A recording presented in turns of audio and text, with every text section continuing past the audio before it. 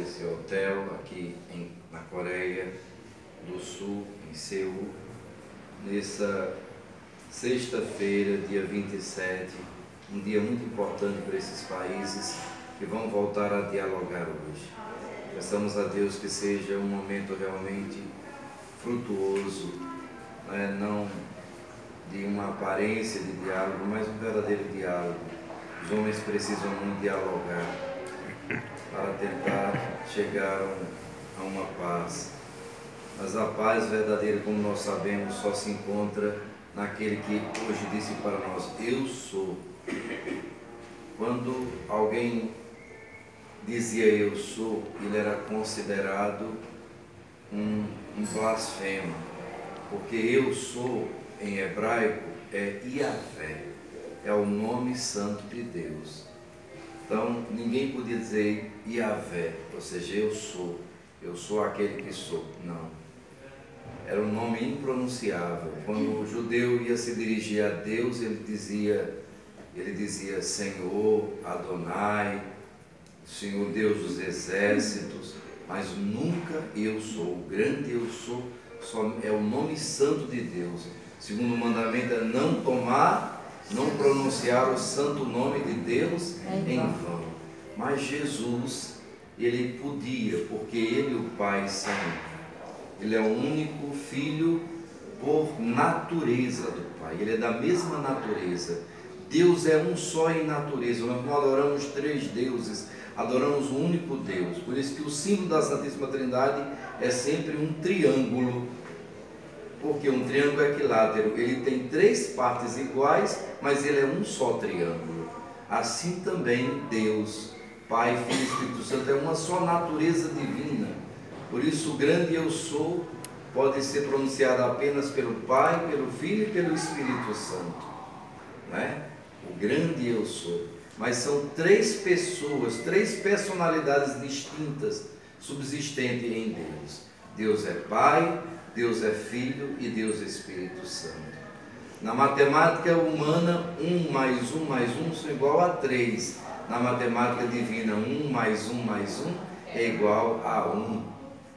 Por que isso? Porque para Deus nada é impossível. É um mistério tão grande que a nossa mente não consegue abarcar. Porque nós somos criaturas, somos filhos de Deus sim pelo batismo, mas por adoção. Somente Jesus é por natureza. Somente Jesus pode dizer eu sou um, perfeito com o Pai. Nós lutamos para ser um com Deus, mas a nossa vontade, principalmente depois do pecado original, ela é muito marcada pela fraqueza. Então a gente sabe o que é certo, mas a gente não consegue às vezes chegar lá. A gente sabe que aquele caminho é perigoso, é pecaminoso, não vai fazer bem para nós, mas infelizmente queremos. Nossa vontade fraca, viciada, nos atrai ao pecado, ao mal. Por isso precisamos nos unir a Jesus, porque Jesus se uniu a nós. Jesus, de natureza divina, um com o Pai e com o Espírito Santo, se fez um conosco, tomou a nossa natureza. Jesus tem duas naturezas. Deus só tem uma natureza e três pessoas. Jesus tem duas naturezas e apenas uma pessoa. Ele é a segunda pessoa da Santíssima Trindade. Ele não tem dupla personalidade, mas ele tem duas naturezas, a divina e a humana. Ele é um só com o Pai, mas é um só conosco. Se tornou nosso irmão, filho da Virgem Maria. Nossa Senhora é tão maravilhosa que ela fez por obra do Espírito Santo com que Jesus tornasse nosso irmão. Então o Filho de Deus agora é filho do homem. É o Filho do homem, é o Filho da Virgem Maria. Que mistério bonito. E ele então se tornou pela encarnação o nosso caminho.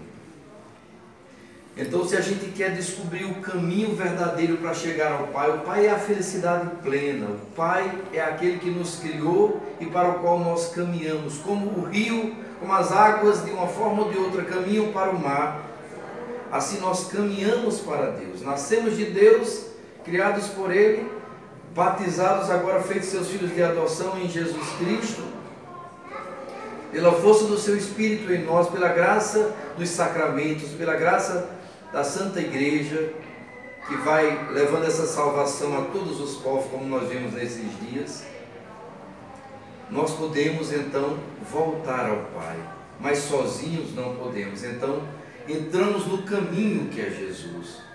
Quando Jesus diz eu sou o caminho, o que é que ele está dizendo? Eu sou aquele que vai vos conduzir ao coração do Pai, o único que pode vos conduzir. Se a gente segue outros caminhos, outras religiões, por exemplo, os budistas, outros, não vamos falar mal das outras religiões, mas temos que dizer que Jesus não é um caminho. Jesus é o. Existe uma diferença muito grande entre o artigo indefinido, que é um, pode ser qualquer um, e o artigo definido. Quando ele disse, eu sou o caminho, ele está dizendo que não existe outro, eu estou definindo, é ele, não é outro. Então, não há outro que possa nos salvar, não há outra doutrina, não há outra espiritualidade, não é? Por isso que a gente não pode ficar com esse pensamento de que ecumenismo é que tudo é certo. Não, ecumenismo é respeito, é diálogo, primeiro com os cristãos, depois o diálogo interreligioso com as outras religiões. Claro, nós precisamos viver de diálogo, de respeito, mas isso não significa que a gente vai deixar nossa fé e vai praticar qualquer tipo de fé. Não podemos cair na idolatria, não podemos cultuar outros deuses. Jesus é o caminho, o que ele nos ensinou é o caminho verdadeiro, os seus mandamentos, o que ele nos ensinou, as bem-aventuranças, os conselhos evangélicos que ele deixou. Por isso que o evangelho é aquele que a gente escuta de pé, as leituras a gente escuta sentado, mas quando Jesus está falando no evangelho, a gente fica de pé, a gente tem toda aquela, somente o sacerdote proclama, porque ali é Cristo que está falando conosco. O evangelho está acima das outras leituras, vocês estão entendendo? Porque a doutrina de Jesus é o caminho, por isso a gente precisa conhecer os evangelhos.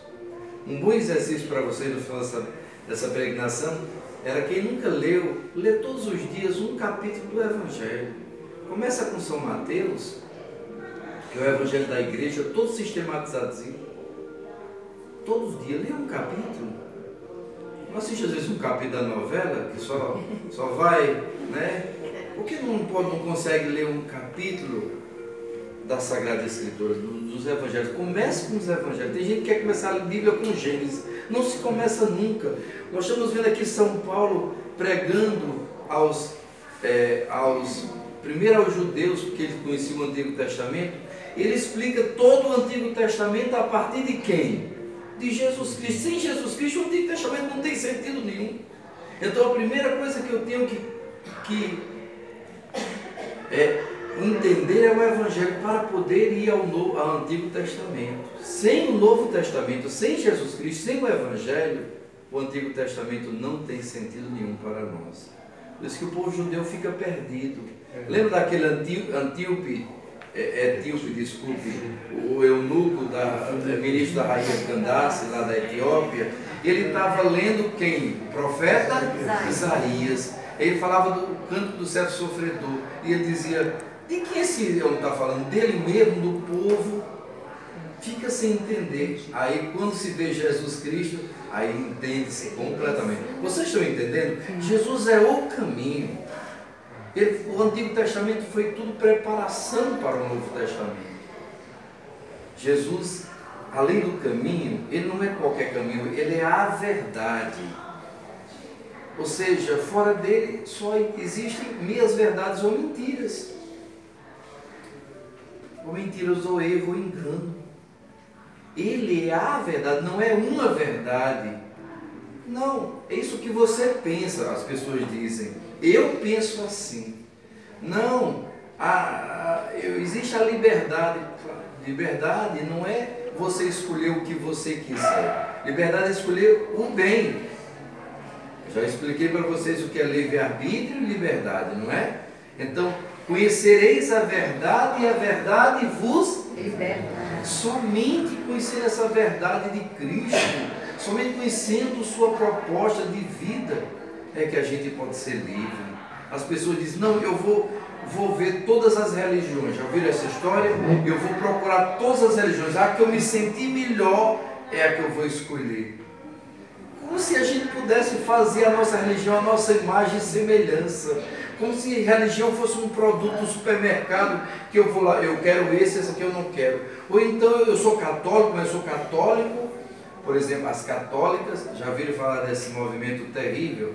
Diz as católicas que lutam para optar, não sei, alguma coisa a favor do aborto, com direito de decidir. Quer dizer, eu sou católico, mas eu quero matar um ser, eu quero decidir se aquele vai viver ou não vai viver. Quem manda no meu corpo sou eu. Não, não é assim. Seu corpo, você pagou quanto pelo seu corpo? Você é um dom. Se sua mãe tivesse dito assim, eu quero decidir, você não vai viver, você nem estaria aqui. Como é que você pode decidir quem vai viver? Você não é Deus. Antes que te formaste no ventre de tua mãe, eu já te conhecia. Ah, não, estamos abortando com tantas semanas, não existe ninguém ali. Se você tivesse sido abortado com 2, 3 semanas, com um dia que fosse concebido, você estaria aqui? Isso é lógico, mas o mundo não quer ouvir isso, porque quer ter direito a uma... Acha que sexualidade é você ter relação como você quiser. Só que Deus colocou a sexualidade tão forte e tão preciosa que colocou uma vida ali. Por isso que a igreja tem tabu com o sexo.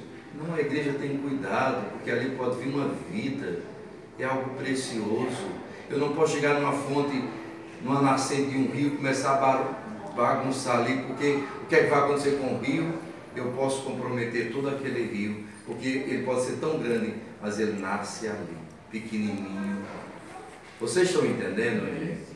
Como é importante a gente então cuidar da verdade, e essa verdade é Jesus Cristo. Por mais que doa, seja difícil, seja contrária às nossas ideias, a gente tem que se submeter e obedecer, porque Ele não é só o caminho, não é só a verdade, mas Ele é a nossa vida. Ou seja, está fora dele, está nada. Se o contrário de caminho é atalho, é vereda, é beco sem saída, se o contrário de verdade é a mentira, é o erro, é o engano, são meias verdades, se o contrário de vida é morte, e aí é terrível. Por isso que ele deixou a vida para o final. Só está vivo quem está com Jesus Cristo. Ou seja, a gente pode perceber que pessoas que podem aparentemente estar cheios de vida só no corpo, são como zumbis. Já viram aqueles zumbis? Já viram aqueles vampiros que parecem pessoas tão belas, mas são monstros por dentro? Vivem do sangue alheio. Elas estão mortas. Elas não conseguem nem morrer. Você já pensou o que é você se você não pudesse morrer nesta vida? Já teve alguns filmes assim que mostrou isso. Você vai passando, seus filhos, seus netos, seus bisnetos vão morrendo e você vai ficando no inferno. Essa ilusão de que a gente vai viver eternamente aqui é uma mentira. Nós não fomos criados para esse mundo é uma passagem. Nossa vida está escondida em Cristo, que é a nossa vida. Nossa vida é a vida eterna. Então essa vida aqui, por mais que ela seja cheia de sinais de morte, se você está com Cristo no seu coração, você tem vida. Como é bonito ver não pela situação, mas pela fé da pessoa. Uma pessoa, por exemplo, com câncer, às vezes terminal, você vai lá para dar força a ela cheia de alegria, de vida, querendo viver cada segundo, se reconciliando com todo mundo, dando força, porque acredita que vai viver eternamente. Está chegando a hora dela partir para a verdadeira vida. Quando a gente vê exemplos como esse, não sei vocês, mas eu percebo como nossa fé ainda é pequena, como precisamos crescer, não é? O convite então é esse. é se apegar cada vez mais àquilo que é perpétuo, aquilo que é eterno, aquele que é o caminho, a verdade e a vida, a Cristo Jesus, nosso Senhor. Que Nossa Senhora, nossa Mãe, a medianeira de todas as graças, nos ajude sempre a viver em Cristo, caminho, verdade e vida. Guarde essas 3 palavras e medite sobre elas hoje. Amém? Amém. Louvado seja nosso Senhor Jesus Cristo. Para sempre seja louvado.